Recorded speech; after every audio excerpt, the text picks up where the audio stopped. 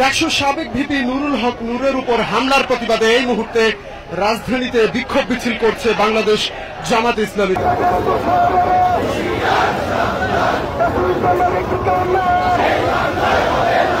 কথা শুনবেন না, 1 মাস পরে সরকার পতন আন্দোলন শুরু করবো, পরিষ্কার।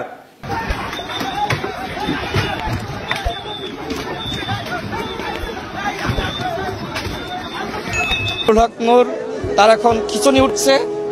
ভাইরে ভাই, পৃথিবীর মধ্যে মনে হয় ইনি একমাত্র নেতা যে সবসময় কেনু খায়, কেনুর উপরে থাহে।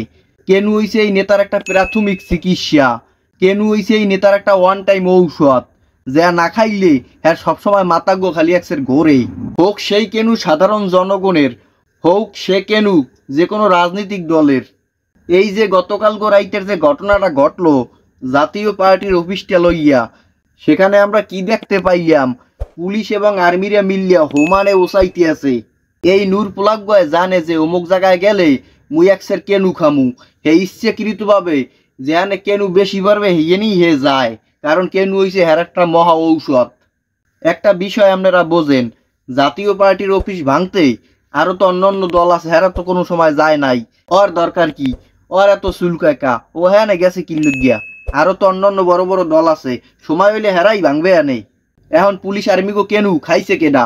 অন্য অন্য দলের কোনো নেতাকর্মীরা খাইছে নাকি গণ অধিকার পরিষদের নেতাকর্মীরা খাইছে? তবে এই ঘটনার তীব্র নিন্দা এবং প্রতিবাদ জানাই। ঢাকা বিশ্ববিদ্যালয়ের নির্বাচিত ভিপি জনাব নুরুল হক নূর আজকে যে অবস্থার সম্মুখীন, এতে